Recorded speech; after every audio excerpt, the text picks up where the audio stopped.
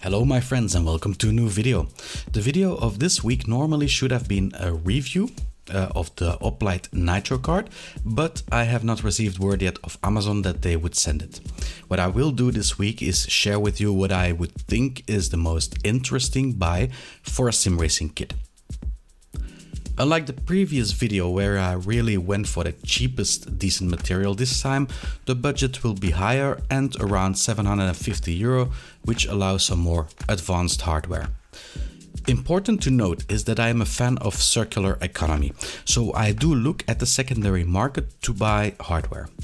So what was important for me on this chair is that I'm a bit of an older gamer, so 40 years and up. It doesn't need the same as a 20-year-old. For me, it is important that I can easily get into the chair, that I'm comfortable, that I can adjust the seat, the back of the seat, then I can slide forward and backwards. That's very important for me. For a seat, I think it does not come as a surprise, and the choice was extremely simple. The GT Omega Art enjoys my preference. New, it can be bought for $339.95, but those who have been going through the comment section of my videos know that there is a coupon that allows you an extra 5% off when buying. On a second-hand market, it can be found, however, the price will not differ much from buying it new. What stood out for me? Well, a couple of things. To start with the price already, $339.99 is a very appealing price, especially if you compare it to the competition like Big Players, Playseat and Next Level Racing. A second thing, it is very easy to construct. This is of course not relevant for the purpose why you buy it, but it's always nice when you don't have to overspend time on a build-it-yourself kit and curse like a Frenchman during the entire process. A third thing, and maybe the most important reason why I recommend it, it is well built, period. Another something is that it comes with attachment bolts for your hardware. With certain chairs, I'm looking at Playseat in particular, bolts seem to be worth gold since they are very scarce with them. If you need another reason, a large holder for the wheelbase, the extra shifter holder and qualitative cable binders. If this is not enough yet, it has a crazy good configuration for pedals, wheelbase and seat, and to top it off, the materials and design can be called good to very good. Even for the people that prefer a real leather or bucket seat, it is interesting. GT Omega sells the frame, including the seat brackets that can be configured for a third-party seat without much hassle. The price for this frame is $189.95. For me, it's the only seat I don't regret paying the full price for. So all the other seats, if I look at the retail price, I find them too expensive. This one, I don't mind paying €340 for it because it's absolutely worth it. It is hard not to be lyrical about this chair, but it does have a downside. The steering wheel base holder will have flex on it. It is subjectively not much, but it has it. And for purists, this might be enough not to buy this chair. Then again, if you are a purist, in my eyes, you pass the mid-level and graduated to the high level and will also need to up the budget for your hardware. Also, I have received many times the comment to buy some profiles, be it from a Cockpit manufacturer or in the local hardware store. But in the end, a rig of profiles goes for €550 and up, at least. Well, at least those that I looked up.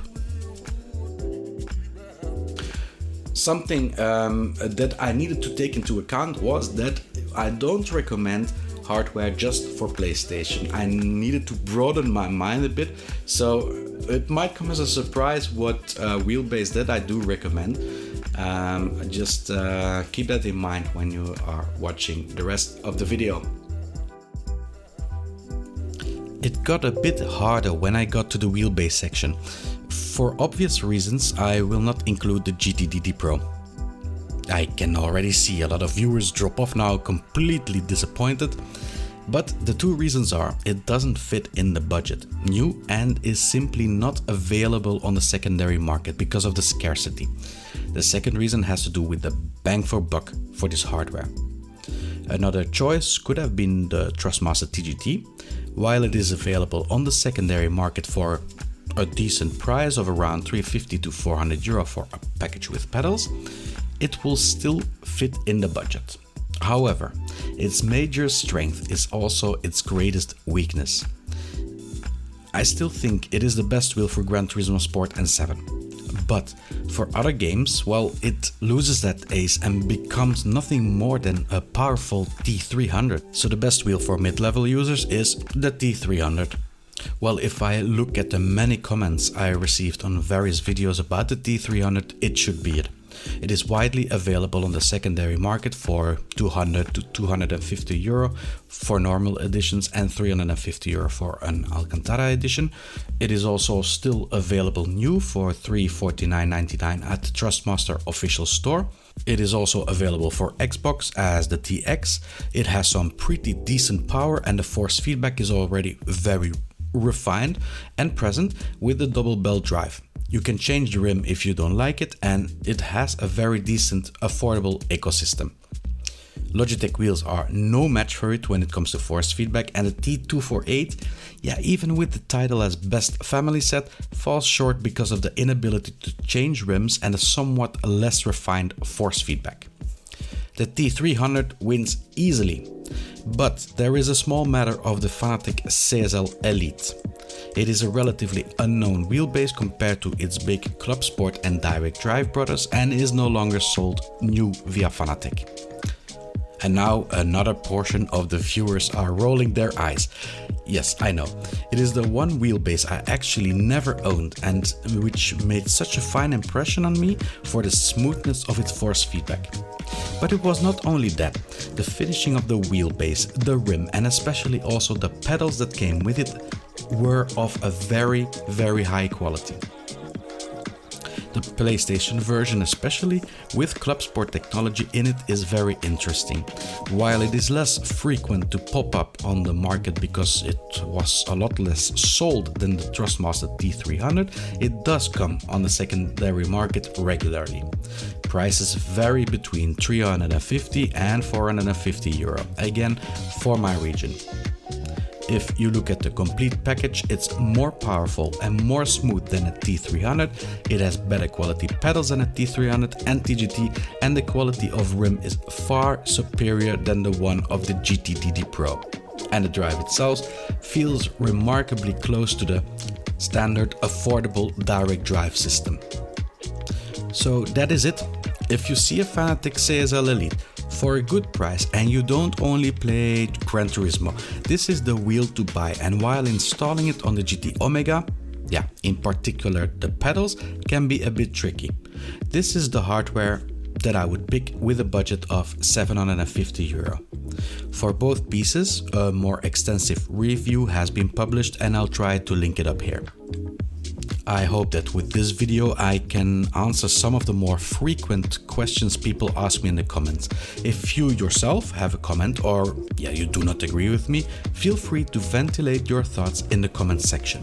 I received some pictures of one of the viewers, PG Dobbs, that bought a GT Omega recently and is very satisfied with it. He made his own display stand and attached it to the art.